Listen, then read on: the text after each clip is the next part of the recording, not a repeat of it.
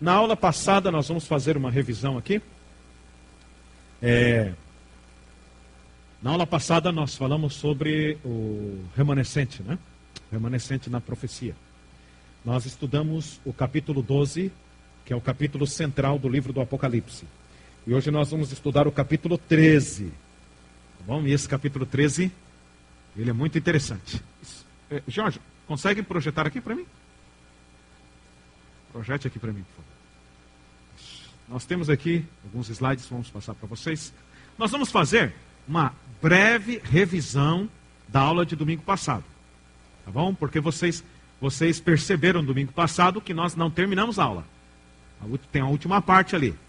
Mas, na verdade, o fato da gente não ter terminado a aula de domingo passado não significa que nós vamos dar a aula de domingo passado. É porque a parte final da aula de domingo passado faz parte da aula de hoje também.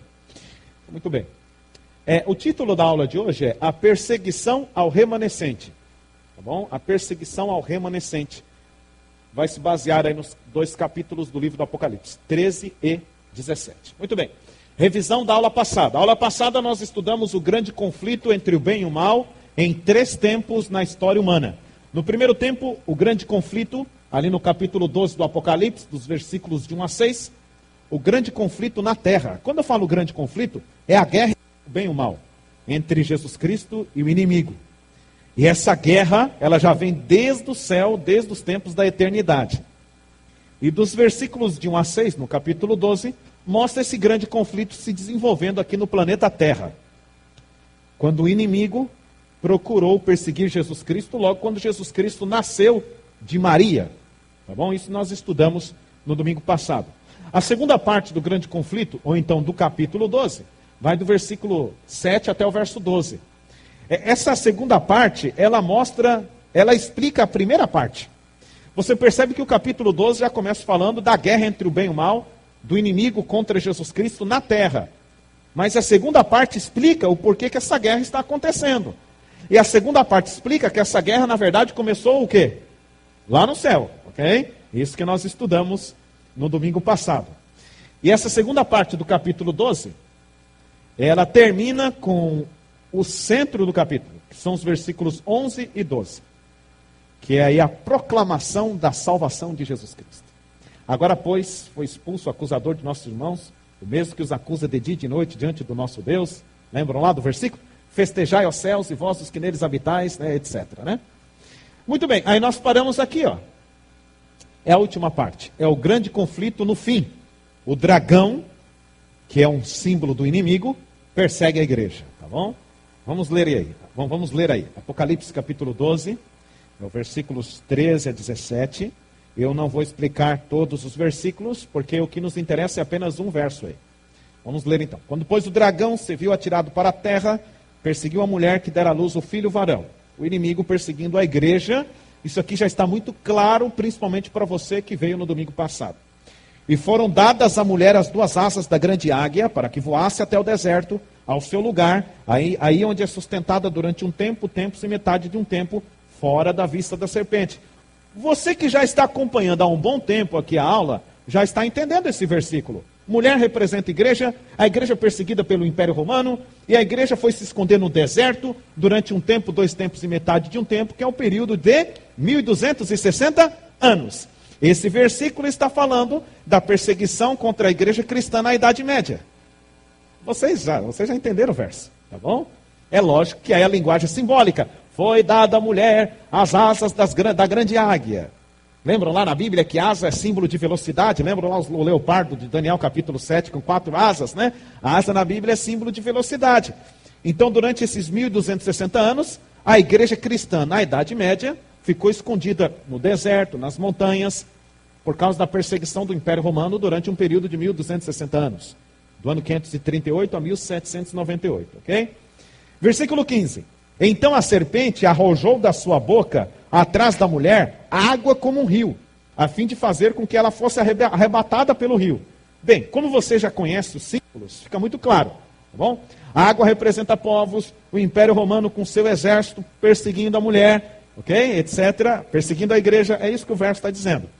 Aí o verso 16. A terra, porém, socorreu a mulher, E a terra abriu a boca, engoliu o rio que o dragão tinha arrojado da sua boca.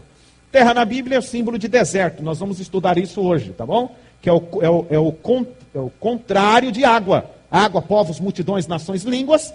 Terra, deserto, onde não tem ninguém habitando. De que maneira a terra socorreu a mulher? A igreja conseguiu abrigo no lugar deserto. Um verso anterior explica, a mulher se escondeu no deserto. A igreja conseguiu abrigo nas montanhas, nas cavernas, ali na Europa, se escondendo da perseguição romana. Tá bom? É porque a linguagem aí ela é simbólica. Então, nesse verso 15, nesse verso 16, nós estamos no período aqui da Idade Média, do período da perseguição da igreja romana contra os fiéis cristãos ali. Agora nós vamos entrar no verso principal, o verso 17, tá bom? Irou-se o dragão contra a mulher, e foi pelejar com os restantes da sua descendência, os que guardam os mandamentos de Deus e têm o testemunho de Jesus, e se pôs em pé sobre a areia do mar. Vamos lá então. Vocês já perceberam que nós estamos trabalhando, a Bíblia trabalha com símbolos. Dragão é um símbolo do inimigo. O próprio capítulo explica, que é o verso 9 aí. Dragão, antiga serpente que se chama diabo e Satanás. Dragão é o símbolo do inimigo. Irou-se o dragão contra a mulher. Mulher é o símbolo da igreja. Lembra aquilo que nós explicamos no domingo passado? Efésios capítulo 5, versos 22 a 32. Paulo mostra que mulher é o símbolo da igreja. O inimigo ficou irado contra a igreja. Essa frase, essa linha do versículo, é um resumo de todo o grande conflito. Ok? O inimigo ficou irado contra a igreja desde quando? Desde o início do grande conflito. Desde o início. Por exemplo, no Éden, no jardim do Éden. Qual era a igreja de Deus no jardim do Éden? A igreja de Deus no jardim do Éden tinha quantos membros? 2. Quais eram eles? Quem eram eles? Adão e Eva. E ali a guerra do inimigo já foi travada. 2. Irou-se o dragão contra a mulher. E aí vem de lá até hoje. Então essa linha do texto, irou-se o dragão contra a mulher. Essa linha do texto é um resumo de todo o capítulo. É um resumo do grande conflito. O inimigo ficou irado contra a igreja, por isso que perseguiu a igreja ao longo de todo o tempo. Só que vejam só como que o versículo fala. Irou-se o dragão contra a mulher. Só que ele foi fazer guerra contra quem? Com os restantes da sua descendência. Vamos lá então. Hoje eu vou usar bastante a lousa aqui. Vamos lá. Só um minutinho. Muito bem. Sábado à tarde é palestra. Domingo à noite o que é? Aula. Então vamos lá. Vamos fazer um gráfico aqui? Vamos lá. Vamos fazer um gráfico aqui. Ok. Opa, o negócio parece estar vivo. Muito bem. Aqui é o grande conflito, GC, tá bom? O grande conflito de séculos a séculos, de milênios a milênios. O inimigo ficou irado contra a igreja e guerreou contra a igreja durante todo esse tempo, desde o início. Só que ele foi fazer guerra contra, aí vem uma expressão técnica, os restantes da sua descendência. Da descendência de quem? Da mulher, da sua descendência, ok? Muito bem, restantes da descendência. Em outras versões, a tradução ficaria melhor assim, ó. Irou-se o dragão contra a mulher e foi fazer guerra contra a última parte da igreja. Os restantes da sua descendência. A última parte da igreja. Tá bom? A senhora falou mais um termo? O que sobrou, isso, a sobra, poderíamos dizer, a sobra da igreja, a última parte da igreja. Agora sim, um termo mais técnico que nós estamos usando aqui, o remanescente, é a última parte. Tá bom? Então lá, o dragão ficou irado contra a igreja, mas foi fazer guerra contra o remanescente. Remanescente. Vamos lá então. Que legal escrever, né? Remanescente. Muito bem, o remanescente, ele apareceria no tempo do fim. Por que o remanescente apareceria no tempo do fim? No fim dos tempos. Por quê? É a última parte da igreja. É o último povo. É o povo que estaria vivendo hoje, no tempo do fim. Principalmente a parte da igreja que estaria vivendo na Idade Média. Na Idade Média, desculpa. Depois da Idade Média, desculpa. Os versículos 15 e 16 falam da perseguição da igreja na Idade Média. O verso 17 já joga lá na frente, ok? Essa última parte da igreja estaria vivendo depois do tempo da Idade Média, depois do período de 1260 anos, lá no tempo do fim, no nosso tempo. Tá bom? Muito bem, então o remanescente aparece aqui, ó, no tempo do fim. Olha que coisa interessante, o inimigo vai fazer guerra contra esse povo. Aí, esse versículo 17, ele identifica na história que povo é esse. Porque esse verso 17, ele apresenta duas características desse povo. Diz assim, ó, irou-se o dragão contra a mulher e foi fazer guerra contra os restantes da sua descendência. Duas características. Quem são esses? Os que guardam os mandamentos de Deus e têm o testemunho de Jesus. Duas características, tá? Então veja só, o remanescente da profecia apareceria no último tempo lá, com duas características básicas, entre outras características, duas são apresentadas. O povo de Deus, no tempo do fim, o povo remanescente, no tempo do fim, guardaria os 10 mandamentos, os mandamentos de Deus, a lei divina. Não terás outros deuses diante de mim, não farás para ti mais escultura, etc. A lei de Deus que está em Êxodo 20. O povo de Deus, no tempo do fim, guardaria os 10 mandamentos. Isso é muito claro em toda a Bíblia. Por exemplo, não é necessário você abrir, mas no livro de Ezequiel, capítulo 20, versículo 12 e verso 20 também, diz assim, ó, dar-lhe-eis os meus sábados para servirem de sinal entre mim e vós. Então, quando a Bíblia fala de mandamentos de Deus, são os 10 mandamentos, inclusive a guarda do sábado, que é o 4º mandamento. Okay? Então, o povo de Deus, nos últimos dias, guardaria os 10 mandamentos, inclusive o 4º, porque o 4º mandamento, Deus fala que é um sinal entre ele e o povo. Isso está escrito na Bíblia, né? Ezequiel capítulo 20, versos 12 e 20 também. Ok. Então, primeiro ponto. O povo remanescente da profecia bíblica nos últimos dias guardaria os 10 mandamentos, inclusive o 4º mandamento, porque seria um sinal entre Deus e o povo dele, um sinal visível, ok? Sinal visível. Porque tem sinal que não é visível. O selo do Espírito Santo é um sinal no coração, né? O selo da salvação. Mas aí a salvação ela é expressa através da guarda dos mandamentos. Se me amais, lembra lá o texto? Se me amais, guardareis os meus mandamentos, tá? Muito bem. O outro sinal característico, a outra característica do povo remanescente, além da guarda dos 10 mandamentos, é o testemunho de Jesus, diz aí. O que é o testemunho de Jesus? Deixa eu marcar a página, em Apocalipse 12, 17, vamos para Apocalipse 19, 10. Vamos lá então.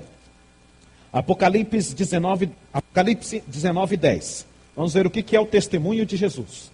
Tá bom? O povo remanescente da profecia, nos últimos dias guardaria os 10 mandamentos, inclusive o sábado, e teria o testemunho de Jesus. Mas vamos ver o que é o testemunho de Jesus. Prostrei-me ante os seus pés para adorá-lo, ele porém me disse, vê, não faças isso. Sou conservo teu e dos teus irmãos que mantêm o testemunho de Jesus. Adora a Deus, ponto. Pois o testemunho de Jesus, o que é? É o espírito da profecia. Muito bem. A palavra espírito nesse texto, tem a ver com dom, habilidade, talento, ok? Desenvoltura. É isso que significa. A Bíblia está querendo dizer que testemunho de Jesus é o dom de profecia. O dom de ser profeta. Porque o profeta, ele testemunha de quem? O profeta testemunha de Jesus. Lembra lá que Jesus Cristo falou em João 5,39? Falando sobre a Bíblia? Examinais as Escrituras, porque julgais ter nelas a vida eterna, e são elas mesmas que o quê? Testificam de mim. E nós estudamos aqui, quando estudamos Apocalipse capítulo 11, que as Escrituras são a própria testemunha de Jesus, porque testemunha dele. E as Escrituras é produto do dom de profecia, porque quem escreveu as Escrituras? Os profetas. 2 Pedro capítulo 1, verso 21, diz assim, homens santos que falaram da parte de Deus, inspirados pelo Espírito Santo. Então, o dom de profecia é através desse dom que o profeta testemunha de Jesus. Por isso que o testemunho de Jesus é o dom de profecia. Voltando lá para Apocalipse 12, 17. Muito bem. O povo remanescente, nos últimos dias, o povo de Deus que apareceria no tempo do fim, esse povo teria duas características. Entre outras, né? Entre outras, mas no capítulo 12, enfatizado essas duas características. O povo de Deus nos últimos dias guardaria os 10 mandamentos, inclusive o sábado, levantaria a bandeira do sábado, o sinal de Deus, o selo da criação, e entre eles haveria o verdadeiro dom de profecia. O verdadeiro dom de profecia, a semelhança do dom de profecia bíblico. Você sabe por quê? O que eu estou querendo dizer é o seguinte, que nos últimos dias nós testemunharíamos do verdadeiro dom profético. O mesmo dom que esteve sobre Moisés, o mesmo dom que esteve sobre Eliseu, o mesmo dom que esteve sobre Daniel, profeta verdadeiro nos últimos dias. É simples. Jesus Cristo falou assim que nos últimos dias surgiriam falsos cristos e falsos profetas. Muito bem. Falsos cristos e falsos profetas. Para existir o falso, tem que existir o verdadeiro. Vou dar um exemplo para você. Se eu chegar aqui para você e falar assim, ó, essa nota de R$100 é falsa. A minha afirmação pode ser verdadeira? Pode. Porque tem a nota de R$100. Agora, se eu chegar aqui para vocês e falar assim, ó, essa nota de R$15 é falsa. Nota de R$15? Não tem nota de R$15. Percebe que para existir o falso, tem que existir o quê? O verdadeiro. Quando Jesus fala que nos últimos dias apareceriam falsos profetas, é porque existiria o verdadeiro dom de profecia. Porque sem o verdadeiro não tem o falso. Jesus falou assim, apareceriam falsos cristos, é porque existe o quê? O verdadeiro Cristo. Ok? Então a Bíblia Sagrada mostra que nos últimos dias nós testemunharíamos a manifestação do dom de profecia no meio do povo remanescente. Ok? Muito bem. É certo que em outra aula, em outro domingo, em outro momento, nós vamos dar uma palestra, uma aula só sobre o dom de profecia, que não é o objetivo hoje. Porque isso aqui, essa aula é de 1 hora mais ou menos, 1h30 sobre o dom de profecia. Não é o nosso objetivo hoje. Nós estamos apenas mostrando que o povo remanescente nos últimos dias apresentaria 2 características básicas, a guarda dos 10 mandamentos e o verdadeiro dom profético. Fechamos o capítulo. Terminamos o capítulo 12. Muito bem, só que tem um detalhe. Vamos lá. Leiam de novo comigo, Apocalipse 12, verso 17, gente. Nós vamos ver agora como que o dragão faria guerra contra esse povo. O inimigo vai fazer guerra contra o povo remanescente. Vai pelejar contra o povo remanescente. E a pergunta é, quais são as armas que ele vai usar? Ok? Qual é o armamento aí? Quais são as armas que ele vai usar para fazer guerra contra o povo? Apocalipse 12, 17. Irou-se o dragão contra a mulher e foi pelejar com os restantes da sua descendência, os que guardam os mandamentos de Deus e têm um testemunho de Jesus. Aí tem uma linha, a última linha, que às vezes eu não compreendia isso aqui. E se pôs em pé sobre o quê? Eu li esse texto, falei, por que está escrito isso aqui? Sim, se pôs em pé sobre a areia do mar. Sim. Por que está escrito isso? Por que nós temos que ler a Bíblia e fazer perguntas para a Bíblia? Sim, mas por quê? Sim, por que João viu o dragão se colocando em pé sobre a areia do mar? Que significado tem isso? Vamos lá então. Vejam a cena. O inimigo vai fazer guerra contra o povo remanescente. Aí, ele se coloca em pé sobre a areia do mar. E aí entra o capítulo 13. O capítulo 13 mostra o que vai sair do mar. E qual que é o título do capítulo 13? A besta que subiu do mar. A visão continua. A visão não para no 12. A visão ela vai continuar. Na verdade, vocês bem sabem que quando a Bíblia foi escrita, a Bíblia não tinha assim essas divisões. Capítulo 13, não. Ela era um texto seguido, direto. Essas divisões, na verdade, elas vieram da Igreja Católica. Foi um padre que fez e fez muito bem. E nos ajudou muito dividindo assim. O capítulo, os versículos, etc. Só que no texto original, o texto era direto. E se pôs em pé sobre a areia do mar. Vi subir do mar uma besta. Aí o texto corre, ó. Vi subir do mar uma besta. Então, meus queridos, o capítulo 13, ele vai apresentar para nós quais serão os instrumentos que o inimigo vai usar nos últimos dias para fazer guerra contra quem? O remanescente. E o inimigo terá 2 instrumentos-chave nos últimos dias para fazer guerra contra o remanescente. Que instrumentos são esses? As 2 bestas que se levantam em Apocalipse 13. Uma se levanta do mar. E no versículo 11 fala que uma se levanta da onde? da terra, de onde ele está. De onde ele está. Por isso que ele se levanta sobre a areia do mar, dizendo, eu tenho controle sobre isso aqui. Levanta uma aí, levanta outra aqui. Vamos perseguir o remanescente. Essa é a cena. Esse é o quadro. Não, é o dragão aí, ó. O dragão. Ele se colocou sobre a areia do mar. Tá aí. É porque a sua versão pega as duas últimas linhas e já joga no versículo 1. Esse é um problema de tradução. Foram os tradutores que erraram aí. Pega as duas últimas linhas e já joga para o versículo 1 do capítulo 13. Entendeu? Na verdade é um problema na tradução, tá? Em algumas versões está assim. Pois não. Não, ainda não, tá? Vamos lá? Vamos lá que hoje a gente vai pegar essas bestas aí. Não tem, ainda não, Sônia. Ainda não, porque aí mostra controle. É o controle que ele está tendo, tá? Vamos lá. A pergunta é a seguinte: quem são as bestas do Apocalipse? Nós já estudamos que no Apocalipse tem 3 bestas, né? Tem uma que sai da onde? Que nós já estudamos. Do abismo, a besta que surge do abismo. Agora vamos identificar a besta que surge do mar e a besta que surge da terra. Vamos sair daqui meio abestalhados hoje, né? Então, são pessoas que entendem de besta. São pessoas que entendem do assunto. Vamos lá então. Apocalipse capítulo 13, versículo 1. Vamos lá. Vocês vão perceber que o verso 1, nós vamos ficar bom tempo somente nesse verso. Vi emergir do mar uma besta, que tinha 10 chifres e 7 cabeças. Parece que já vimos essa figurinha aqui. E sobre os chifres, 10 diademas, e sobre as cabeças, nomes e blasfêmia. Vamos então identificar aqui a besta. Vamos lá. Símbolo por símbolo. Deixa eu apagar aqui o gráfico. Vamos lá. Veja só. É daí que vem o ditado, né? Um bicho de 7 cabeças, né? É que não dá para entender direito. É esse bicho aí, ó. Vamos lá. Muito bem. Primeiro símbolo. Vi subir do mar uma besta, né? Então, primeiro símbolo, besta. Se você quiser escrever aí no suas anotações, né? Vi subir do mar. Besta, mar. Vi subir do mar uma besta que tinha 10 chifres. Vamos lá. Parece que já vimos essa figurinha aí. 10 chifres. Deixa eu colocar um número aqui. 7 cabeças.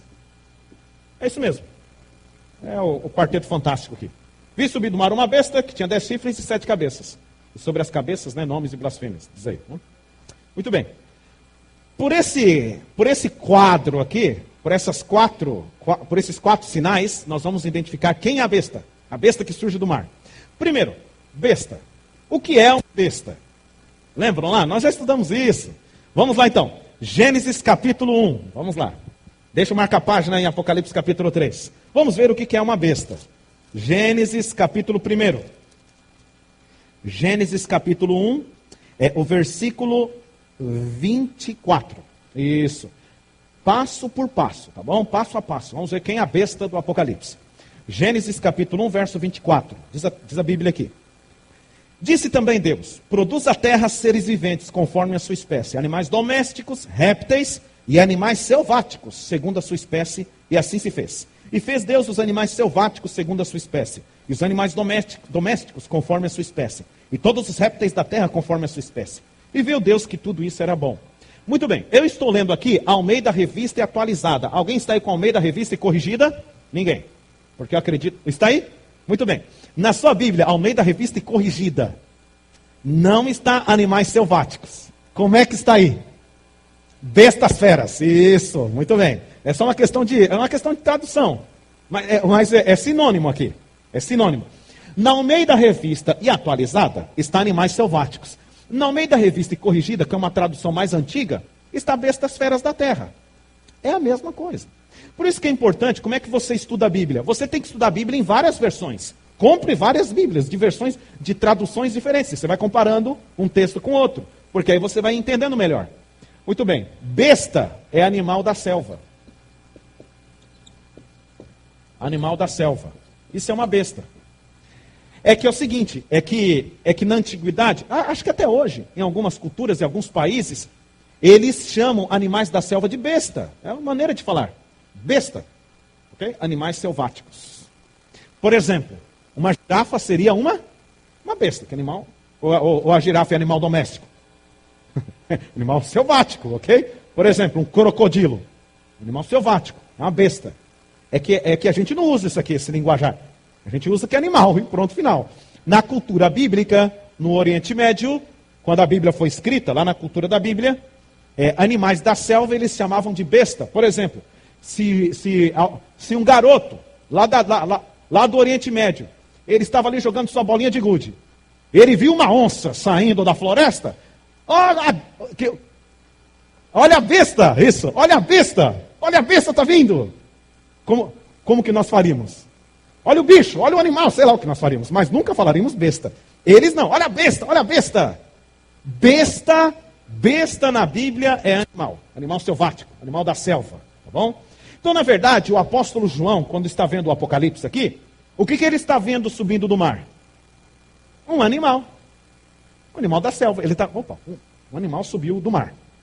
Muito bem, só que na Bíblia, animal também é símbolo. Vamos lá, Daniel capítulo 7, verso 17, já estudamos isso, né? Vamos lá, Daniel capítulo 7, versículo 17. Vamos deixar que a própria Bíblia interprete aí. Daniel capítulo 7, versículo 17. O profeta Daniel está tendo a mesma visão do Apocalipse, só que um pouco mais amplo aí, mais ampla a visão. Ele também está tendo visão de 4 animais que sobem do mar, 4 bestas que sobem do mar.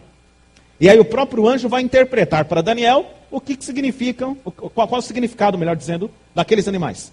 Daniel 7, verso 17, diz aí, ó. Estes grandes animais, que são 4, no caso da visão de Daniel, são 4 o quê? 4 reis que se levantarão da terra. Está aí, ó. Esse é o símbolo. Este é o símbolo. Olha que interessante, hein? Besta é um animal.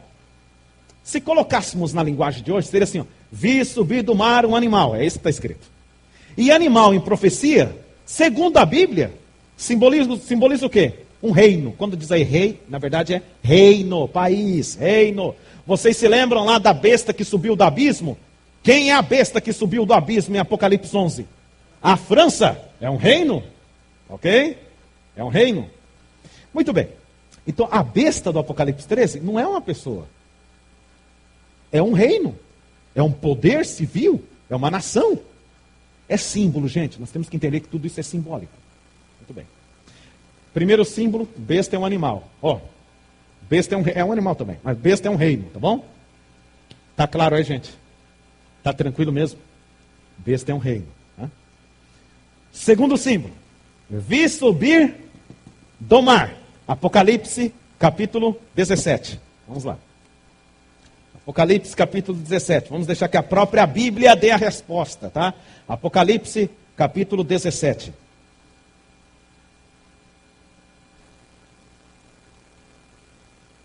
Encontraram o capítulo 17? Não, vocês encontraram o capítulo 17, né? O pior é que eu não encontrei o versículo. É que está aqui, ó, só um momentinho. Ah, da mulher, do mar. Deixa eu só ver aqui. Só um momentinho. Cadê? Aqui, ó, versículo 15. Obrigado. Eu não havia decorado isso aqui. Apocalipse capítulo 17, verso 15. Vamos ver o símbolo de mar aí. Falou-me ainda, as águas que viste, onde a meretriz está sentada, representam o quê? Povos, multidões, nações e línguas. Muito bem, aí, ó. A própria Bíblia está interpretando, gente, a profecia. Mar na Bíblia significa povos, multidões. A própria Bíblia está interpretando a profecia. É um pouco aqui e um pouco ali, tá bom? Muito bem. Vi subir do mar um animal. Em profecia significa vir um reino subir dos povos. É isso, tá bom? É isso. Eu vi um reino subir dos povos. Nós já estudamos isso em Daniel capítulo 7. Lá em Daniel capítulo 7, ele vê quantos animais subindo do mar? 4. Cada animal representa uma potência mundial. E quais eram as potências mundiais lá de Daniel? Babilônia, Medo-Pérsia, Grécia e Roma. Por que eles sobem do mar? Nós já explicamos isso. Porque foram nações que surgiram de lugares onde já estava o quê? Habitado. Um lugar onde já estava habitado. Babilônia surgiu por causa do Império Assírio. Dominou toda a região da Síria. Babilônia Medo-Persa. Medo-Persa dominou a região da Babilônia. Grécia dominou a região da Medo-Persa. O Império Romano dominou a região da Medo-Persa, Grécia. Ok. bestas que sobem do mar, reinos que sobem dos povos, países que nascem de lugares onde já está o quê? Habitado, pessoas morando. Esse é o símbolo. O nosso país, o Brasil, é uma besta que subiu da onde? Do mar.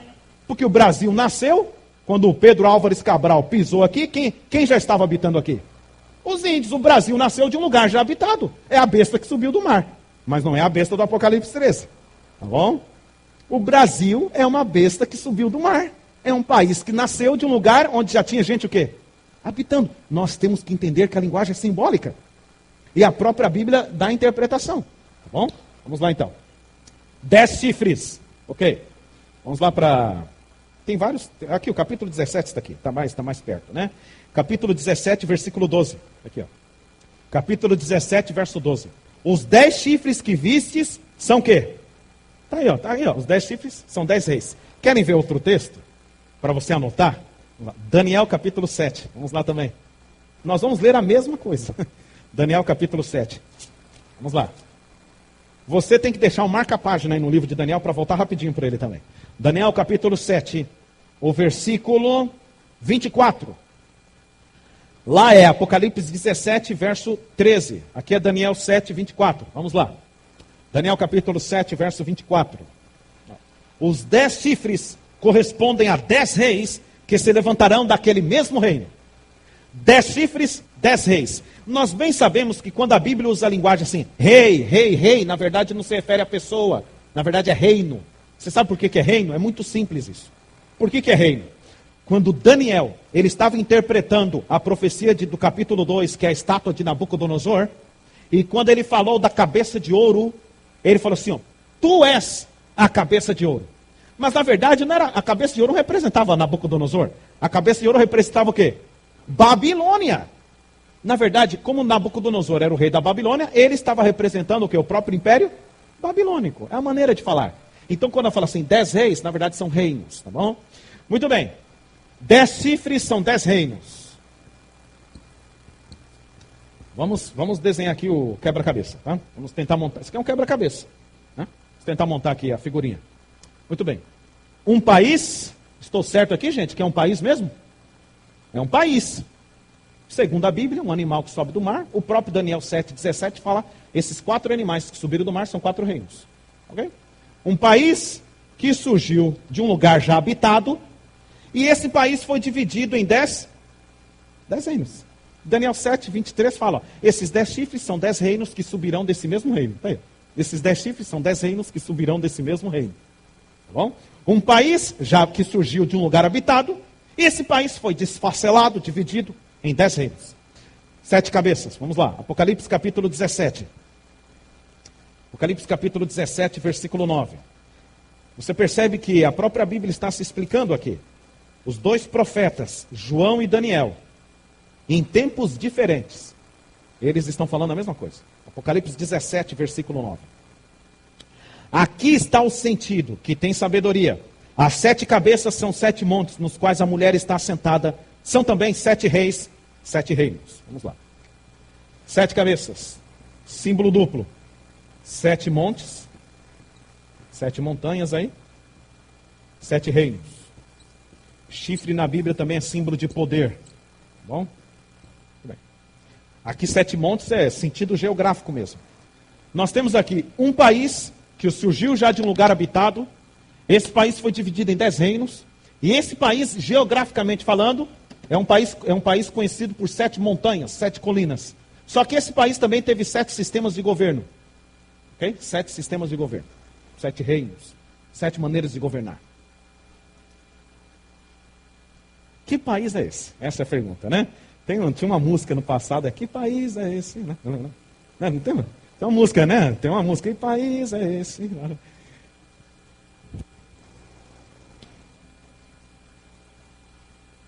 Vai chegar lá, entendeu? É que nós temos que interpretar, não que nós temos que interpretar, nós temos que ver a interpretação na Bíblia parte por parte. Estamos desenhando um quebra-cabeça, quebra-cabeça você não coloca a última peça, a peça principal por último, você vai, vamos lá.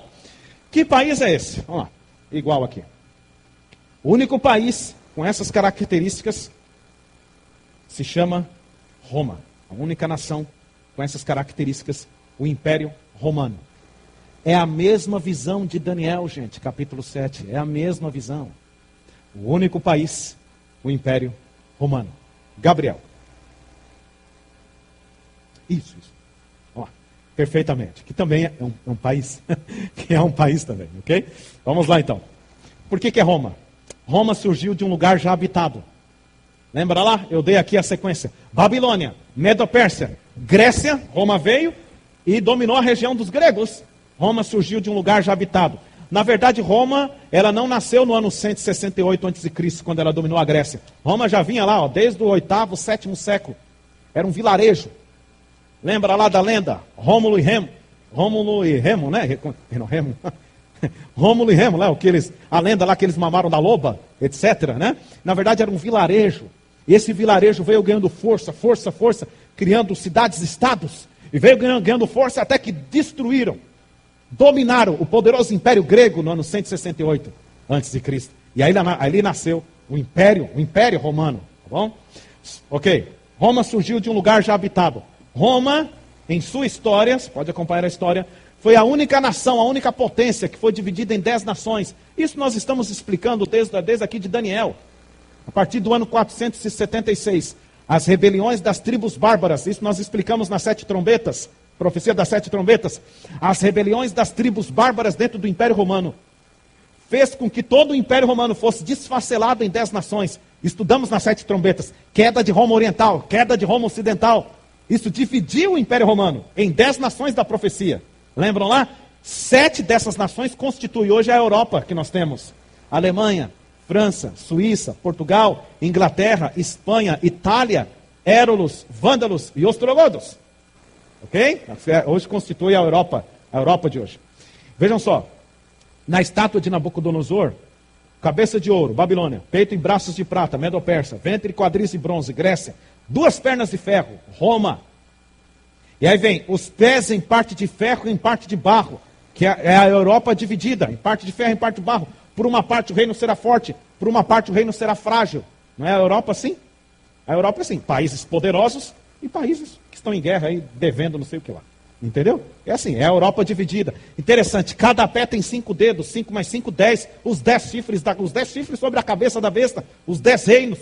É uma profecia ligando com a outra. Na verdade, o Espírito Santo, como ele mesmo coordena a profecia, na verdade foram vários escritores da Bíblia, mas vários escritores. Quantos autores? Um. O Espírito Santo. Ele escreveu o livro dele. E ele foi administrando um profeta, por mais que os profetas estivessem distantes entre eles no tempo. Moisés foi o primeiro que escreveu a Bíblia. João foi o último que escreveu a Bíblia, um período de 1.600 anos. E interessante que o que Moisés escreve lá, 1.600 anos atrás, João confirma lá do outro lado. O Espírito Santo coordenando aqui, coordenou a mente de Daniel, coordenou a mente de João. Um texto vai combinando com o outro. Entendeu? Uma peça vai ligando com a outra. É o Império Romano. Aqui. 7 cabeças. Roma é conhecida como a cidade das 7 colinas. São as colinas que circundam ali o Vaticano. As 7 montanhas. Aventino, Palatino, Quirinal, Viminal, Célio, Esquilino e Capitolino. São os nomes das 7 colinas. As 7 montanhas. Ok? Roma é conhecido como o país das 7 colinas. Tá bom? São também 7 reinos. Interessante isso aqui, ó. Vamos lá. São também 7 reinos. Desde a sua fundação, quando eu falo fundação, desde o início do Império Romano, em torno do ano 700 lá, antes de Cristo, até deixa eu só ver ali, peraí, em torno do ano 700 antes de Cristo, Roma governou, houveram 7 sistemas de governo em Roma, 7 formas de governar. Eu falei que eu ia trazer os nomes, né? Eu me lembro dos primeiros, Dicemvirato, Triunvirato, aí já esqueci, Consulado, etc, né? E aí vai, se você procurar, são 7 sistemas de governo romano, que no tempo de João está aqui, ó, João está escrevendo o Apocalipse no ano 96, mais ou menos, depois de Cristo. No tempo de João, era o 5º sistema de governo.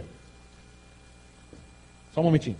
Era o 5º sistema de governo no tempo de João, que era império. O governo imperial, a maneira de governar imperial, os imperadores. Ok? Mas é triunvirato, decemvirato, consulado, etc. Tem um quarto aqui que eu esqueci. Aí vem império, que era o quinto sistema de governo. Você sabe como nós podemos ver isso? Muito simples. Apocalipse capítulo 17, de novo. Apocalipse 17, versículo 9. Aqui está o sentido, que tem sabedoria. As 7 cabeças são 7 montanhas, nos quais a mulher está sentada. São também 7 reis. Presta atenção agora. Dos quais o quê? Caíram 5. Um existe. E o outro ainda não chegou, e quando chegar tem de durar pouco tempo. Não é quinto, não, aqui é o sexto. Sexto é o império. No tempo de João, era o império. 5 já caíram. Um existe. E o que vem tem que durar pouco tempo. Qual que é o outro sistema de governo? Sétimo. Sétimo sistema de governo de Roma. Lembram lá da história? Quando o império se uniu com a igreja cristã, e aí se formou que sistema de governo? O papado romano. O papado romano. Em 538 a 1798, Roma dominou com o papado romano. Ok? Era o sétimo sistema de governo romano. Interessante. No tempo de João, diz assim, 5 já caíram. Um ainda existe, império. E o que vem é o sétimo. Ok? É o sétimo sistema de governo romano, o papado. Que começou do ano 538 a 1798, 1260 anos de domínio papal. Ok? Porque o império ele começa a cair no ano 476, com as tribos bárbaras, e desfacelando Roma. E no ano 538, o imperador Justiniano I, ele entrega nas mãos do bispo de Roma, o Papa, todo o poder e toda a autoridade, dizendo, agora é o bispo de Roma que domina. Ok? Então, sétimo sistema de governo, o papado romano. Aqui primeiro. Vamos lá, vá. Pergunta aí, meu jovem.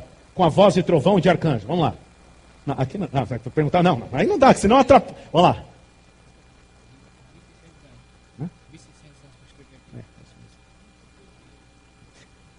Atrapalhar. Deixa eu prosseguir aqui. Deixa eu prosseguir, senão a gente vai. Vamos lá. Pois não. 1798. A ferida mortal, que eu chego lá. Vou chegar lá. Vou chegar na ferida mortal, que é o versículo 2. Tá bom? Sétimo é o papado. Tá bom? O sexto é império, que é o tempo de João. 5 já caíram, 6, 1 é... Não, aqui eu corrigi, ó. Eu corrigi. Sexto é o império. Tá bom? Ok, vamos avançar então. Versículo 2, que eu estou ainda no versículo 1. Eu estou ainda no versículo 1, eu preciso avançar. Tá ok? Talvez algumas dúvidas, preste atenção, talvez algumas dúvidas serão respondidas, gente, no decorrer do quê? Da aula. Então vamos lá, me deixa aqui dando aula. Vamos lá, Pedro Paulo. Nomes de blasfêmia. Nomes de blasfêmia. Vou explicar. É os nomes de blasfêmia? Ótimo, boa colocação. Os 10 diademas. Muito boa colocação.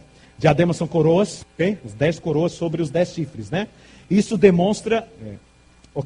Isso demonstra o período aí. Que aí é o período de Roma, é Roma imperial. Tá bom? E depois eu vou explicar isso aí, quando fala sobre as cabeças 10 diademas, ou então sobre os chifres 10 diademas. Porque os chifres é a parte da Europa dividida. Tá bom? Significando que Roma ainda está dominando. É o império ainda. Roma, quando a Europa começa a ser dividida em 476, Roma ainda está dominando, porque ela perde o domínio imperial em 538. Tá bom? Então aí quando fala assim, sobre os 10 chifres, 10 diademas, demonstra que é o período imperial ainda. Tá bom? Vamos lá, versículo 2. Precisa avançar aqui. Talvez algumas respostas virão no decorrer da aula. Versículo 2. Apocalipse 13, verso 2. Vamos lá. A besta que vi era semelhante a leopardo, com pés como de urso e boca como de leão. E deu-lhe o dragão o seu poder, o seu trono e grande autoridade. Vamos lá então. Deixa eu apagar aqui os meus rabiscos. Vamos lá. Interessante que aqui no Apocalipse a gente tem aula até de educação artística, né? Vamos lá. Ok. Vamos lá. Versículo 2. A besta que vi. A besta que vi. Que é o Império Romano, gente. Tá bom? É Roma aí. Roma. Nós temos que ler já interpretando. Tá bom? A besta que vi, que é Roma, era semelhante. Olha que coisa tremenda agora. A leopardo. Era semelhante ao leopardo, pés como de urso e boca como de leão. Ô Laia, vamos lá, agora isso aqui até me anima. Vamos lá. Não, vamos lá. O que vocês imaginem que é isso? Faço só uma pergunta, vou só fazer uma pergunta. Vocês já leram desses animais em algum lugar? Não é à toa que eles estão aí. A besta, que é o Império Romano, era semelhante. Qual o primeiro animal que é colocado aí? Leopardo. Segundo animal? Vocês estão aí, né? Tá bom. E outro animal é o leão.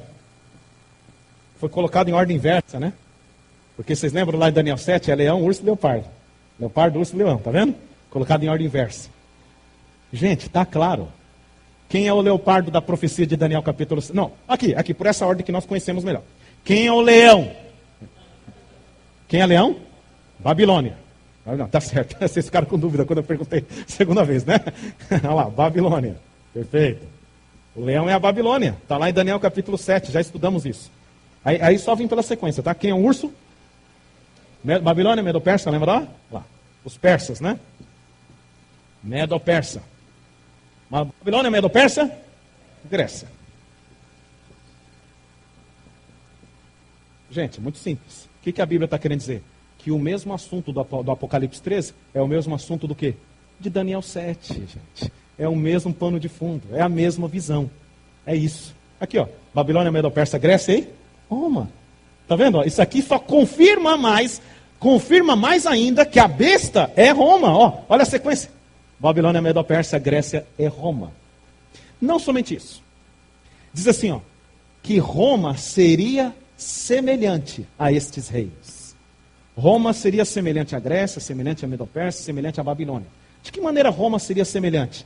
Em vários aspectos, principalmente em suas religiões, em suas culturas. Okay? Por exemplo, o que Roma bebeu desses reinos? O que Roma assimilou desses reinos? Babilônia, idolatria. Lembra lá? Babilônia era uma cidade totalmente idólatra. No Império Babilônico, haviam ali cerca de 600 templos. Vocês se lembram lá de quantas divindades? Lembram dos números? Estudamos isso em Daniel capítulo 3. Do número 6 até o número 60, a divindade babilônica. Número 6 ao 60, a divindade babilônica. E o número 600 representava todo o panteão babilônico. Ok? 6, 60 e 600. Interessante, né? 600 mais 60, nós temos quanto? 660. Mais 6? Dê uma olhada aí no capítulo 13, que é o capítulo que estamos estudando. No capítulo 13, versículo 18. Aqui está a sabedoria. Aquele que tem entendimento calcula o número da besta, pois é número de homem. Ora, esse número é 666. Não é à toa que esse número aparece aí. A Bíblia está querendo dizer que o pano de fundo do Apocalipse é o livro de Daniel. É o assunto de Daniel. Ok? O pano de fundo do Apocalipse é Daniel capítulo 7, é Daniel capítulo 8. É isso que a Bíblia está querendo dizer. A Bíblia está relacionando, está mostrando os tipos aqui. Nós temos que estar atentos quanto a isso. Vamos lá. Então, veja só. O aspecto, a característica mais assim prevalecente em Babilônia era a idolatria. Eles eram idólatras. Roma assimilou isso. Os romanos também eram idólatras. Adoravam os astros, adoravam o imperador. Por exemplo, a expressão sumo pontífice. Essa expressão sumo pontífice significa a ponte suprema. É a ponte que liga o ser humano com Deus. Os romanos usavam isso para os imperadores. O sumo pontífice. E aí depois, quando veio o papado romano, simplesmente começou a usar isso para o bispo de Roma, que assumiu o lugar do imperador, o sumo pontífice. Eles adoravam o imperador, adoravam os astros, né? Adoravam a lua, etc. Lembra lá, cada dia da semana era um astro. Aí que em espanhol nós temos, né? Viernes, lunes, jueves, que na verdade são os nomes dos astros, ok? Então, muito bem. O que Roma assimilou da Babilônia foi a idolatria. O que Roma assimilou desses dois reinos aqui, ó, isso aqui foi muito interessante. Esses dois reinos aqui, principalmente desse aqui, Medo-Persa e Grécia. Uma doutrina que a Roma assimilou tremendamente, chamada imortalidade da alma.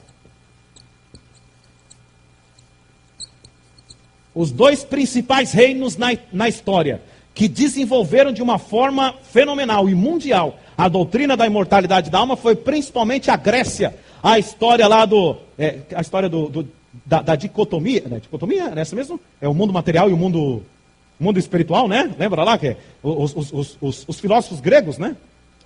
O mundo das ideias, exatamente. Então, ok, o mundo material, o mundo espiritual. É matéria e espírito. Os gregos difundiram isso. E Roma assimilou isso. Isso veio da Medo-Pérsia também. Por isso que diz assim, que a besta é semelhante a esses reinos. Que significa o quê? A besta assimilou cultura, assimilou religião desses reinos. O Império Romano assimilou isso. Tá bom? E aí o Império Romano assimilando isso, quando o Império Romano se une à Igreja Cristã, quem é que assimila isso também? A Igreja Cristã, que se forma o Papado Romano. Tá bom? A Igreja Romana. Tá? Vamos lá, versículo 3. Não, versículo 2 ainda. Vocês perceberam a profundidade da Bíblia? Nós já estamos falando aqui há 40 minutos somente desses dois versos, gente. Apocalipse 13, versículo 2. A besta que vi era semelhante a leopardo, com pés como de urso e boca como de leão. E deu-lhe o dragão o seu poder. Dá uma vírgula aí. E o seu trono e grande autoridade. Vocês se lembram lá da passagem de poder? Lembra lá em Apocalipse 12 que nós descrevemos o dragão também sendo o Império Romano? Lembra lá? O dragão sendo o Império Romano? Essa foi a passagem de poder de Justiniano para o bispo de Roma. E deu-lhe o dragão. Deu o dragão todo o seu poder, seu trono e grande autoridade. O que acontece? Até a metade do versículo 2 está falando do Império Romano. Da metade do versículo 2 em diante começa a falar da religião romana, da igreja romana. A religião que foi formada na fusão do Império Romano com a igreja cristã. Esse momento aí, esse versículo mostra a transferência de poder para o papado romano. Versículo 3, vai ficar mais claro agora. Vamos lá. Verso 3. Então vi uma de suas cabeças como golpeada de morte, mas essa ferida mortal foi curada e toda a terra se maravilhou, seguindo a besta. Vamos lá explicar isso aqui agora. Alguns falam aí que essa ferida mortal foi o tiro lá no Papa, né? Vamos lá. Interessante isso. E ele fala que a ferida foi curada. Interessante isso aí. Vamos lá. Ok. Vamos explicar aí a ferida mortal sobre a cabeça. Interessante que a Bíblia fala assim, sobre uma de suas cabeças. Vamos aqui. Lembram lá dos 7 sistemas de governo? Eu sei que vocês não vão se lembrar assim de nome. Vou colocar aqui assim.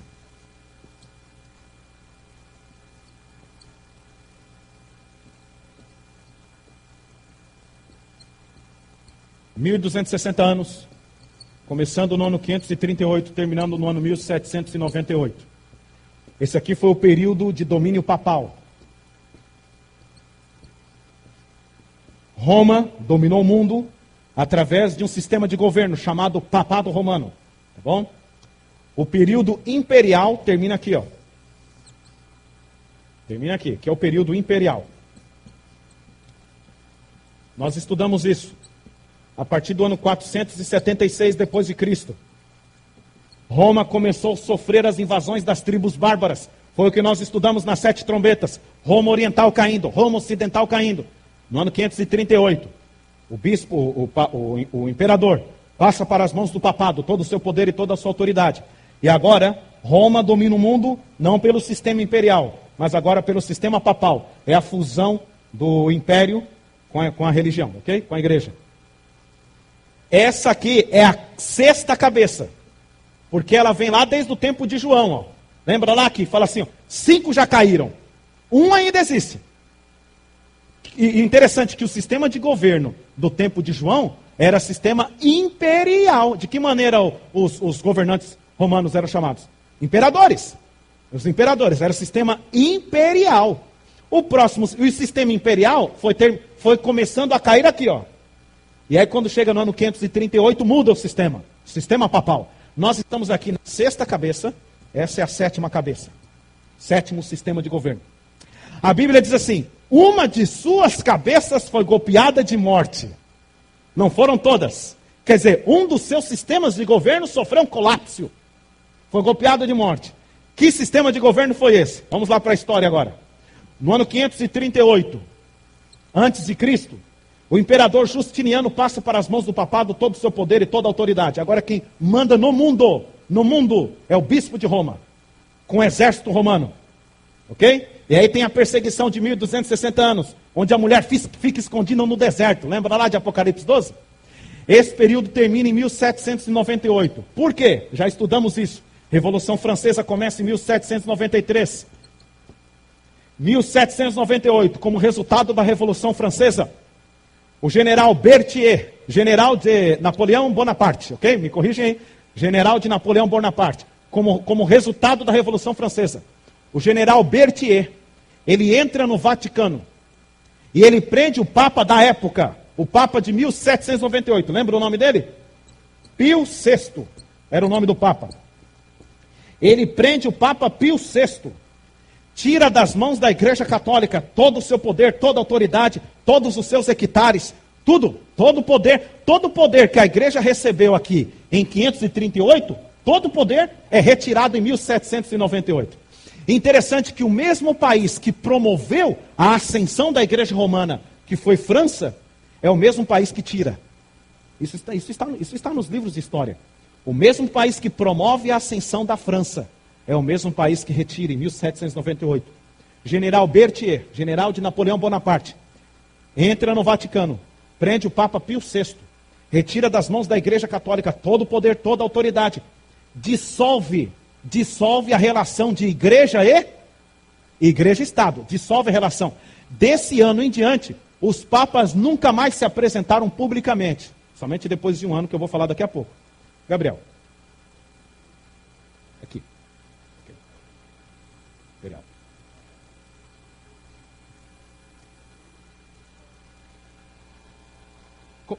Como é que está aí? Como é que está? A sequência, você conseguiu... Imperial? Principado, monarquia, que é o rei, é rei. Tá certo, é monarquia que é o rei, que César era chamado de rei. Perfeito, imperial, principado e monarquia. Conseguiu baixar aí, né?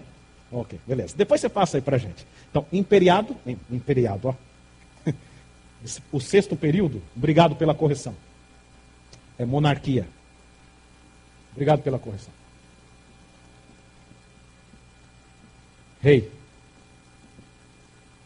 É assim que está na sequência, né? Okay, então. Império, principado e monarquia. Tá certo. Você conseguiu ver os outros anteriores, não? Não, muita coisa aí. Então tá ok. Muito bem. Ok? Vocês estão aí? Eu estou aqui. Então vamos lá. Alguém pode me dar um copo d'água aqui, por favor, gente? Por gentileza, estou precisando de água aqui. Vamos lá. Muito bem, amigos. Olha só o que acontece aqui. Agora vamos entender a ferida aqui, ó. Aqui, ó. Para não pegar a ideia. Vamos lá. Para pegar a ideia. Vamos lá então. Aqui, ó. A retirada do poder tirou todo o poder da Igreja Romana. Essa foi a ferida mortal em uma de suas cabeças. Dos 7 sistemas de governo. O sistema que foi atingido foi o sistema o quê? Papal. A gente tem que entender, gente, que a linguagem é simbólica, não é que vem uma ferida, é simbólico, entendeu?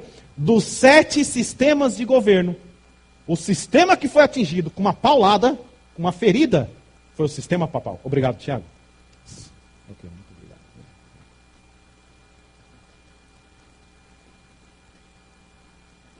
Vamos lá. A ferida mortal sobre uma das cabeças da besta foi a retirada de poder. Dissolução? Ok? A dissolução de igreja e Estado. Porque para que a igreja dominasse, houve uma união entre igreja e Estado. Estado qual que é? Império. Aqui o Império Romano. O Império Romano, né? Aqui o monarquia, sei lá o que foi aqui. Então o governo romano se uniu com a igreja. E aí houve uma união da igreja, do poder civil, melhor dizer assim, do poder civil com o poder religioso. Aí a igreja dominou. Para dissolver o poder, a desunião. Ok? Do poder civil com o religioso. Desse ano em diante, os papas nunca mais se apresentaram em público. nunca mais se apresentar em público.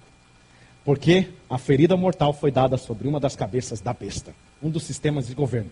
Só que o versículo 3 não termina assim. E uma de suas cabeças foi ferida de morte, mas, o que diz aí? Essa ferida foi o quê? Curada. Aí nós vamos chegar. Essa ferida foi curada. Vejam só, vamos imaginar que fizeram uma ferida aqui na minha mão. Está ferida a minha mão. E essa ferida ela vai ser curada. É um processo lento. Faço uma pergunta, a ferida é curada de um dia para o outro? Não tem mais nada. Não. É um processo lento de cura. Cicatrização. Obrigado pela palavra, Maria Elisa. Um processo de cicatrização, que é lento esse processo, mas chegará um dia que vai sair aquela capa, aquela crosta que fica, né, ali, aquela capa, e aí a pele vai se refazer, e aí a mão vai estar igual como era antes. A ferida foi curada. Quando a Bíblia diz que a ferida que foi dada sobre o sistema papal será curada, significa o seguinte, que o mesmo poder que era, voltará a ser. Porque a ferida foi o quê? Curada. Entendem? Que o poder que era, a história vai voltar o quê? A se repetir. O poder que a igreja tinha na Idade Média, voltará a ter. A ferida foi curada. A pergunta é, quando que a ferida foi curada? Ainda não foi curada. Ainda está em processo de cicatrização e já está quase terminando. O band-aid já vai ser quase retirado. De que maneira a história voltará a se repetir? Agora os próximos versos eles vão explicar. Que coisa tremenda. Apocalipse 13. Versículo 4. E adoraram o dragão, porque deu a sua autoridade à besta. Também adoraram a besta, dizendo, quem é semelhante à besta? Quem pode pelejar contra ela? Aí do verso 5 em diante, volta a história. Foi-lhe dada uma boca que proferia arrogâncias e blasfêmias. E autoridade para agir 42 meses. 42 vezes 30.260 dias. Aqui o período lá da Idade Média. Ok? É o período da Idade Média. E abriu a boca em blasfêmias contra Deus para lhe difamar o nome e difamar o tabernáculo, a saber os que habitam no céu. Foi-lhe dado também que pelejasse contra os santos e os vencesse. Deu-se-lhe ainda autoridade sobre cada tribo, povo, língua e nação. Aqui está falando do domínio da igreja romana. Na Idade Média, mas esse domínio voltará a repetir, porque a ferida vai ser o quê? Curada. A questão é a seguinte, como que a Bíblia relaciona a questão de blasfêmia ao poder romano? Abriu a boca em blasfêmias. Gente, vocês se lembram lá em Daniel capítulo 7, que tem um quarto animal, ele tem 10 chifres. É a mesma cena. Aí sobe um 11º chifre. E esse chifre tem uma boca que fala o quê? Arrogâncias e blasfêmias. É a mesma cena. E esse chifre pequeno é o poder religioso de Roma. Lá em Daniel capítulo 7. É a mesma cena. A pergunta é, que blasfêmias são essas? Blasfêmias são essas? Vamos lá para as blasfêmias. Que horas são, por favor? 7:50. Beleza. Vamos lá então. Blasfêmias. O que é uma blasfêmia? Né? Blasfêmia, necessariamente, resumidamente falando, é você se colocar no lugar de Deus. Isso é blasfêmia. Em que texto está isso? Evangelho de Marcos, capítulo 2. Você se colocar no lugar de Deus. Jesus Cristo vai curar um paralítico. E antes de curar o paralítico, Jesus fala assim, perdoados estão os teus pecados. Os fariseus que estão na casa, o que eles falam? Esse homem está blasfemando. Quem é ele para perdoar pecados? Somente Deus pode perdoar pecados. Os fariseus falam isso.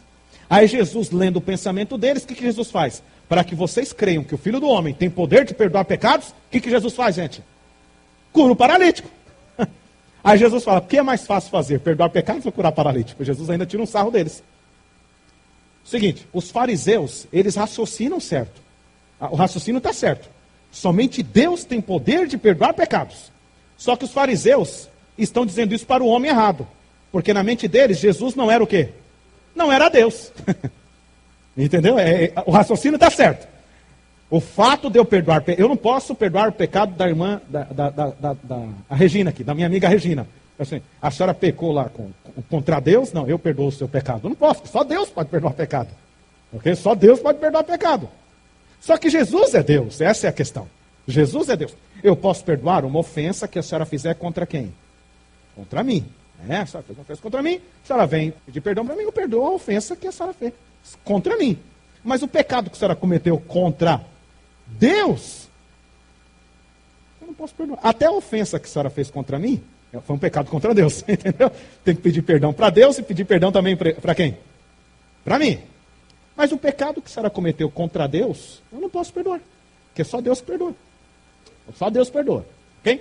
Então, muito bem. Perdoar pecados no lugar de Deus, isso é uma blasfêmia. E o que nós encontramos dentro do seio da igreja romana? Os sacerdotes perdoando o quê? Pecados. Aí vem, venda de indulgências. O que é a venda de indulgências? É para conseguir o quê? O perdão de pecados, gente. Sendo que a salvação é pela graça. Foi isso que foi, essa que foi a ideia da reforma protestante. Martinho Lutero. A justificação não é pelas obras, justificação é pela fé. E aí foi a revolução mesmo de Lutero, a reforma protestante. Um texto, bastou um texto para Lutero causar um terremoto dentro da igreja romana. Que texto foi esse? Romanos capítulo 1, verso 17. O justo viverá pela fé. Quando Lutero viu esse texto, causou um terremoto na igreja, até hoje, a reforma protestante. As 95 teses da e esse texto provocou a composição de 95 teses sobre a justificação pela fé que ele pregou em 1517 na porta do castelo de Wittenberg. Ok? As 95 teses da justificação pela fé. Acho que foi 31 de outubro de 1517. Está completando aí.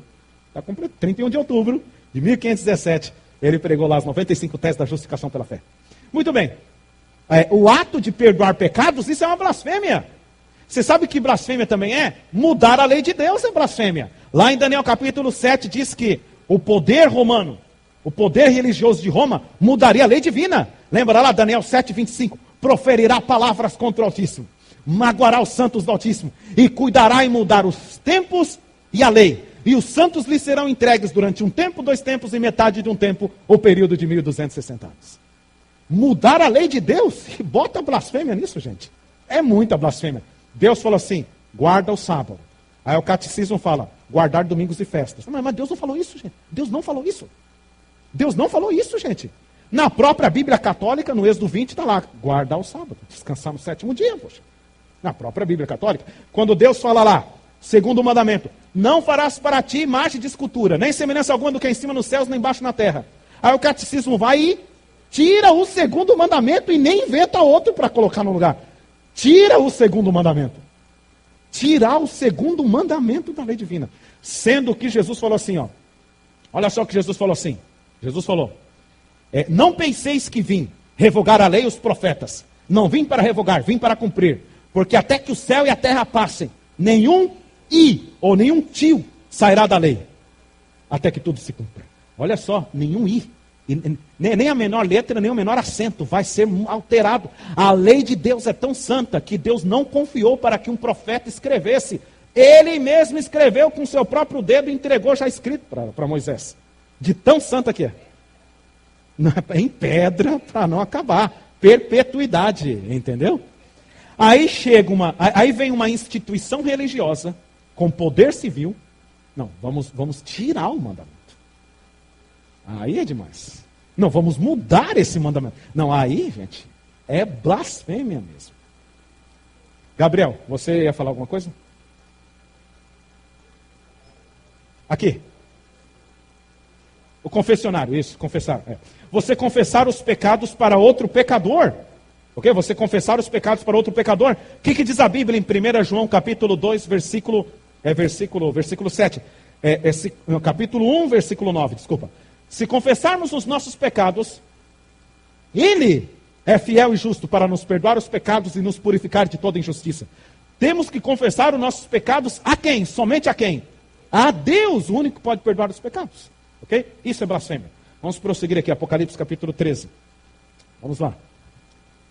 E aí, gente, é isso mesmo? Estão gostando da aula? Amando, né? Vamos lá.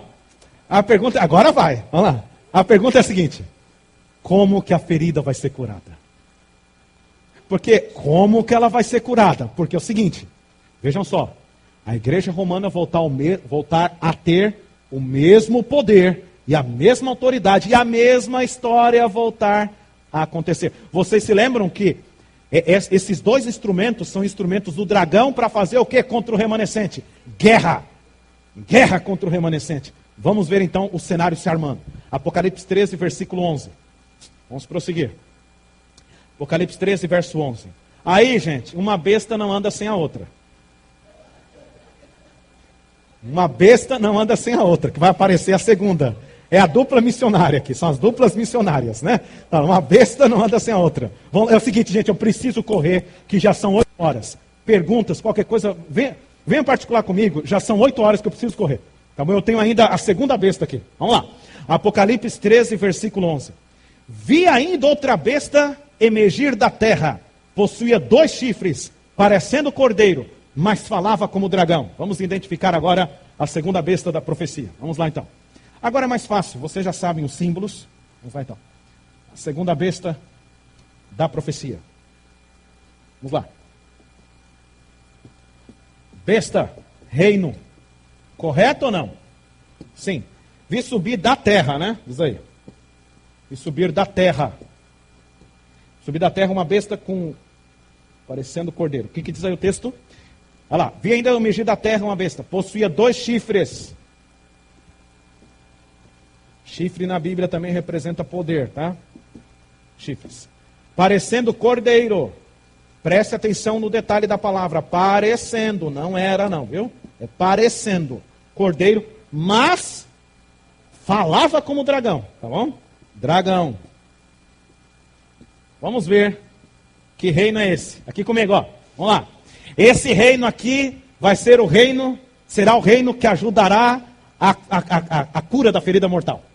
Vai ser o reino que vai ajudar a cura da ferida mortal. Porque no momento em que uma está sendo golpeada, no momento em que uma besta está sendo golpeada, surge outra. Para ajudar na recuperação dessa aqui.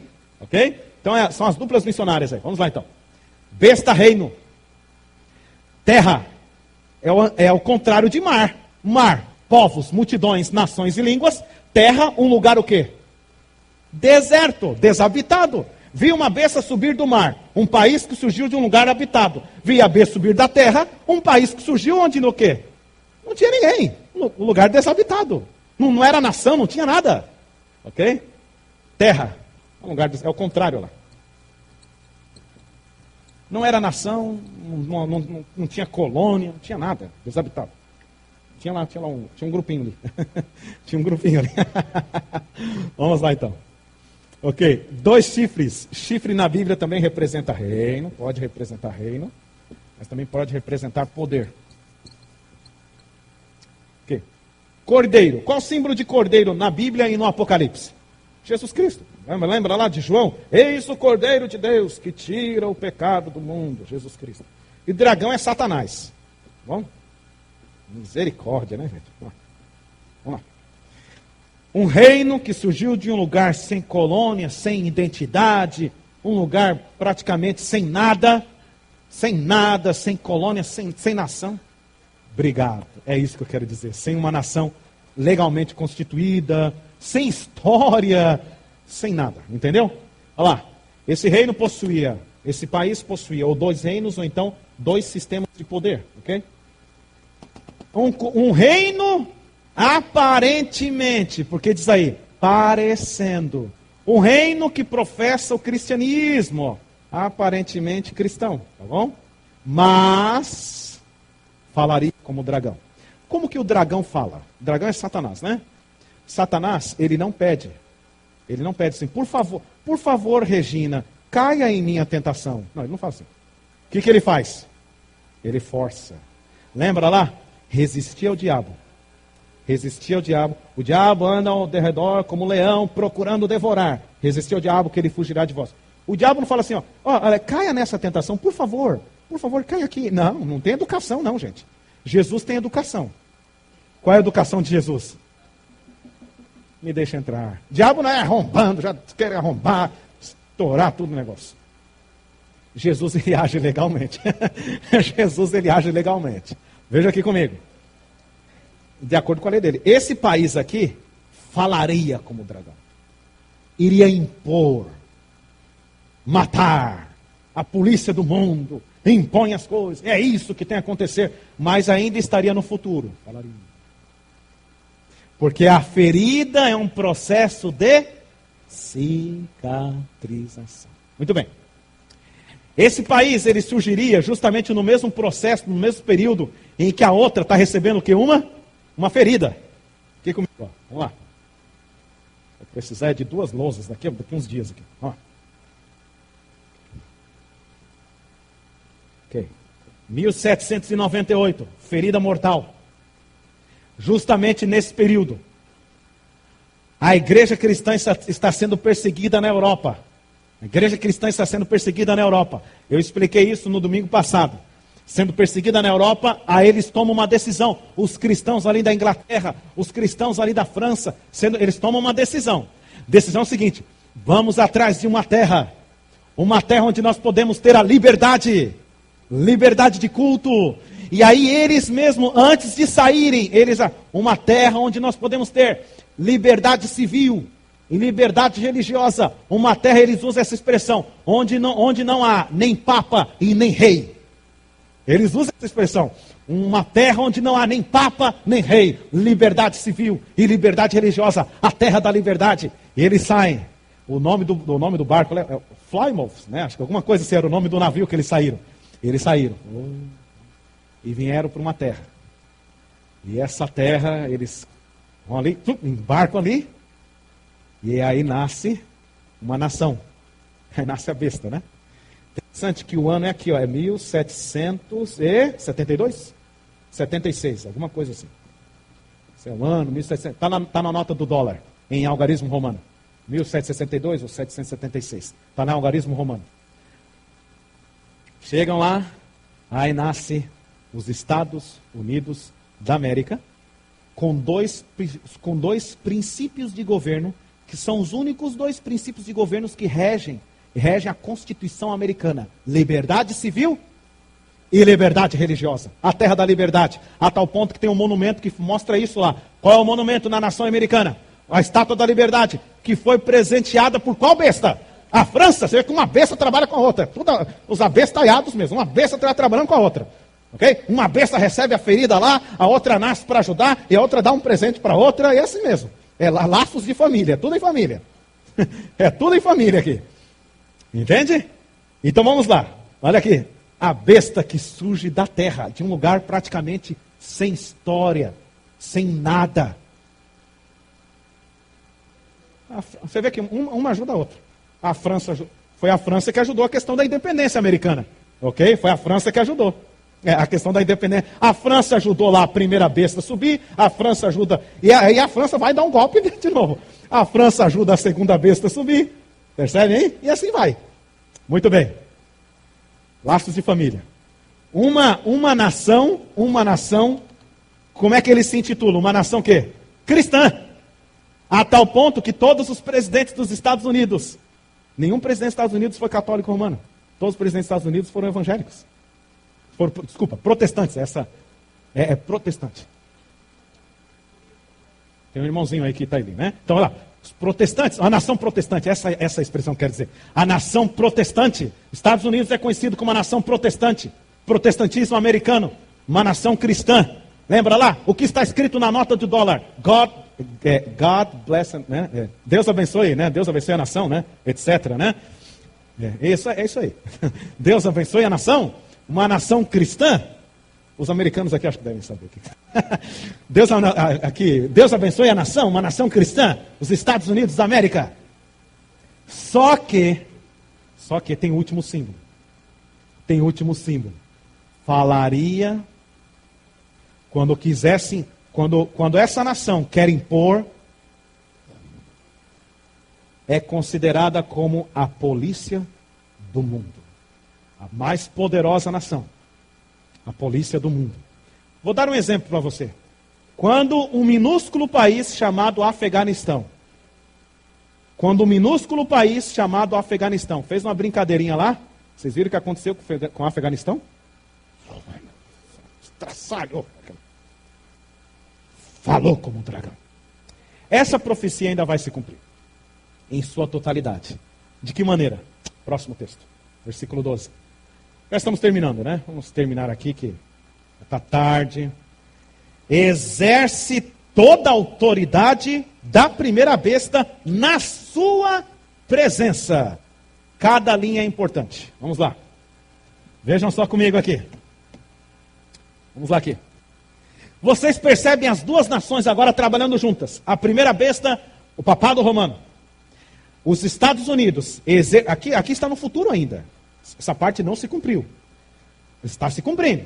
Os Estados Unidos exercerá toda a autoridade da primeira, só que o quê? Na sua presença. Na sua... Então, a maneira como... A terminologia no grego seria isso assim, ó, em submissão. Na sua presença. Eu faço uma pergunta. Vocês já viram isso nos meios de comunicação? A nação americana diante do papado romano. Está começando, a ferida está em processo de cicatrização. Por que é isso aqui? Está começando a ser curado. Exerce toda a autoridade na sua presença. Vamos lá, vamos prosseguir. Exerce toda a autoridade da primeira besta na sua presença. Vejam aqui falando como dragão. Vejam só os verbos que são usados, gente. Faz, não é isso que está escrito aí? Faz com que a terra, não é falar como o dragão aí, ó. Faz com que a terra, obriga, faz com que a terra e os seus habitantes adorem a primeira besta, cuja ferida mortal fora curada. Muito bem, como que isso vai acontecer? Vamos lá então. Para que a igreja romana exercesse todo o poder e toda a autoridade na Idade Média, foi preciso uma união do poder religioso com o poder o quê? Civil. Okay? O poder civil daquela época, poderoso Império Romano. Okay? Para que a ferida volte a ser curada, para que a ferida seja curada, melhor dizendo, é necessário que a primeira besta, a igreja romana, o papado romano, tenha o apoio do poder, de novo o quê? Do poder civil. Tenha o apoio do poder civil. O que a profecia está querendo dizer? Que haverá, de novo, uma união de estender a mão entre o poder civil e a igreja romana. E qual é o poder civil? A maior nação poderosa da atualidade, os Estados Unidos da América. Tem outras nações, nós temos outras nações, mas igualável não. A polícia do mundo. Estender a mão para a igreja romana. Faz com que a terra e os seus habitantes adorem a primeira besta. Vamos prosseguir aqui. Versículo 13. De que maneira? Agora vai, gente. Vamos lá. Segura aí, meu irmão. Segura na cadeira aí. De que maneira os Estados Unidos fará isso? Versículo 13. Também opera grandes sinais, de maneira que até fogo do céu faz descer a terra diante dos homens. Tem muita coisa nesse versículo, eu não vou explicar. Tem muita coisa aí.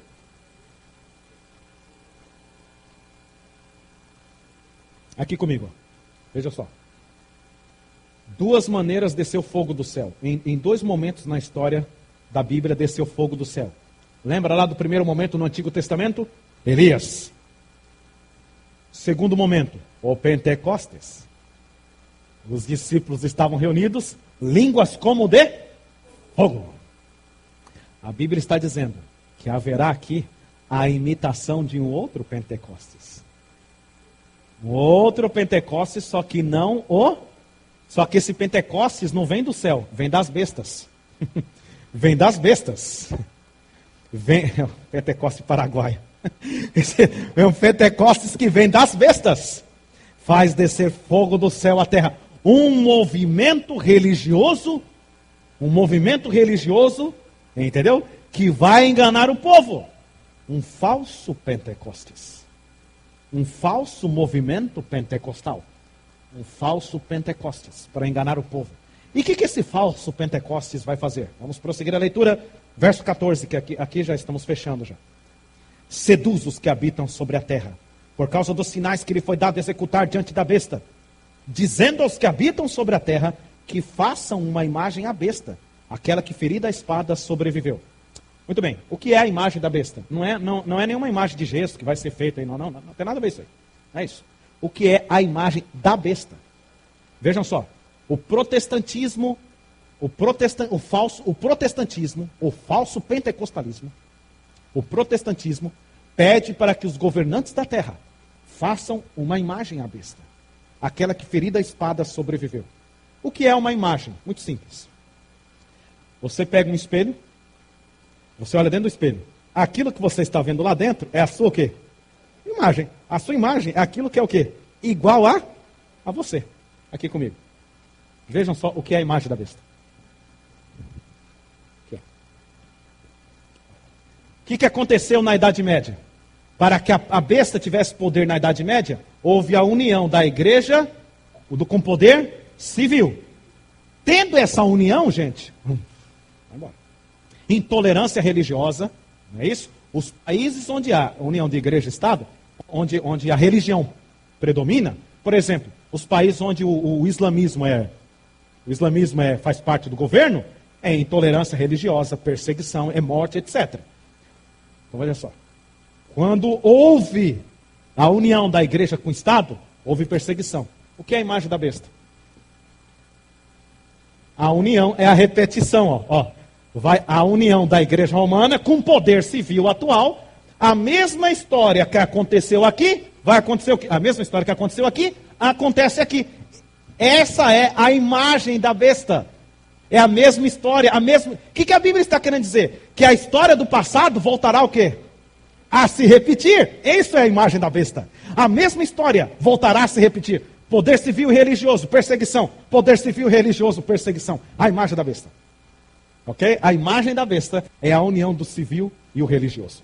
Essa é a imagem da besta. Eu faço uma pergunta. Vocês já viram isso em algum meio de comunicação, etc.? Está em processo. Está em processo. Basta você ficar bem antenado. New York Times, nos jornais, entra no site. Isso está em processo. As viagens desses líderes de ambos poderes. As viagens desses líderes de ambos poderes no mundo inteiro. Essas viagens estão preparando a aldeia global para o boicote final. É isso? Esses líderes desses poderes viajando pelo mundo inteiro, eles estão preparando o mundo para o boicote final. Ok? Vamos avançar aqui. Versículo. A imagem da besta, portanto, é a união do poder civil e o poder religioso. Isso é a imagem da besta. A mesma história do passado volta a acontecer. Versículo 15. E foi-lhe dado comunicar fôlego à imagem da besta. Preste atenção agora, gente. Para que não só a imagem falasse, como também fizesse o quê? Morrer quantos não adorassem a imagem da besta. Vocês percebem que a mesma história volta a acontecer? Quem não concordar com o sistema de governo, morte. É a mesma história. É a mesma história. Versículo 16. A todos, os pequenos e os grandes, os ricos e os pobres, os livres e os escravos, mundial, faz que lhe seja dada certa marca sobre a mão direita ou sobre a fronte, para que ninguém possa comprar ou vender, senão aquele que tem a marca, o nome da besta, ou o número do seu nome. Uma coisa é a imagem da besta, outra coisa é a marca da besta. A imagem da besta é a união do poder civil com o religioso. É a mesma história, volta a acontecer. E o que é o sinal da besta? Aí está claro, gente. Basta você ir por contraste. Nós estudamos em Apocalipse capítulo 7 o selo de Deus. O selo de Deus é o quê? O sábado.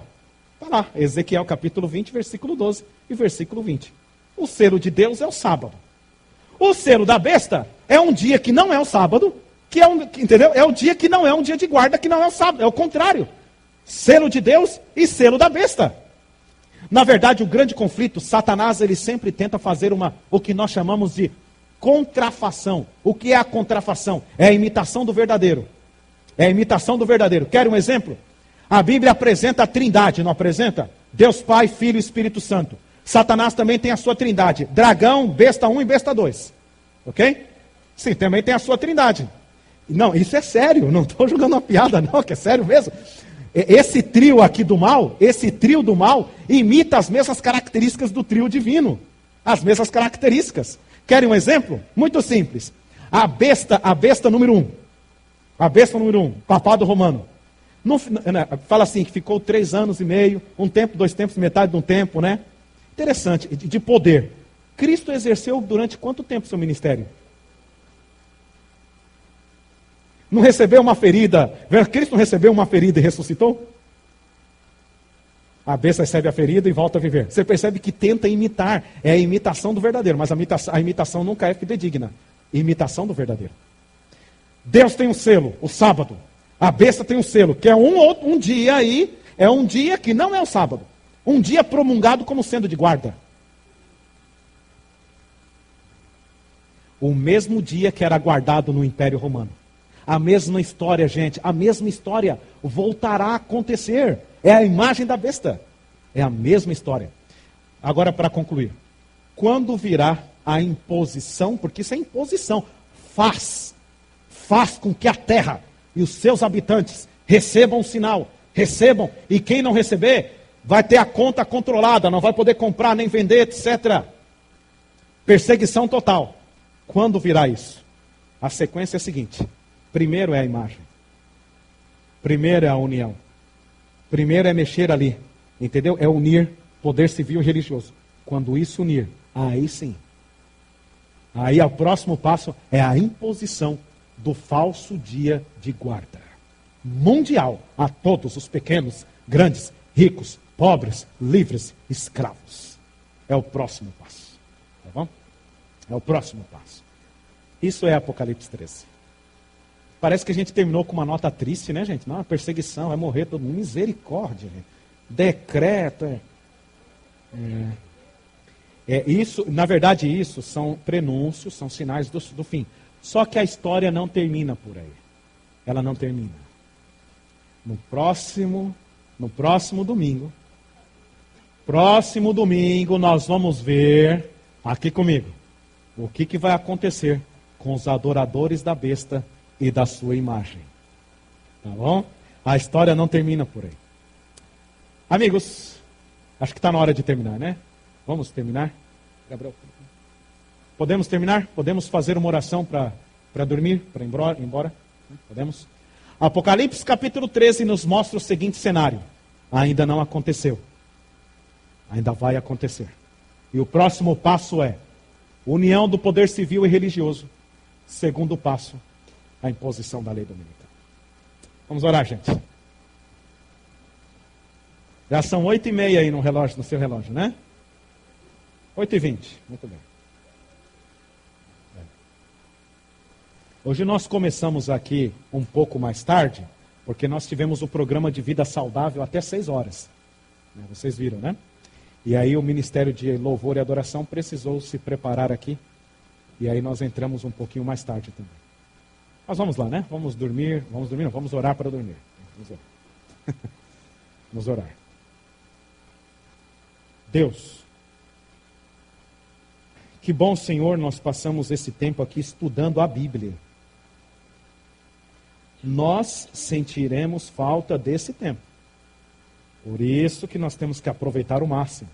Queremos lhe agradecer, porque ainda em liberdade religiosa, nós podemos abrir aqui esse auditório, podemos abrir livremente a tua palavra, podemos sair com a Bíblia debaixo do braço, sem nenhum problema. Enquanto isso, em outros países, os cristãos andam presos em calabouços, escondidos. Por isso, Deus, nós queremos agradecer pela liberdade que nós ainda temos. Que nós aproveitemos essa liberdade. Não somente para o nosso próprio proveito, não somente para nós mesmos estudarmos, não. Mas que possamos aproveitar a liberdade que temos para falar dessas verdades para outras pessoas que ainda não conhecem. Oramos, Pai, por isso. Iremos agora para casa, pedimos a tua divina proteção e nos traga de novo no próximo fim de semana, em nome de Jesus Cristo. Amém.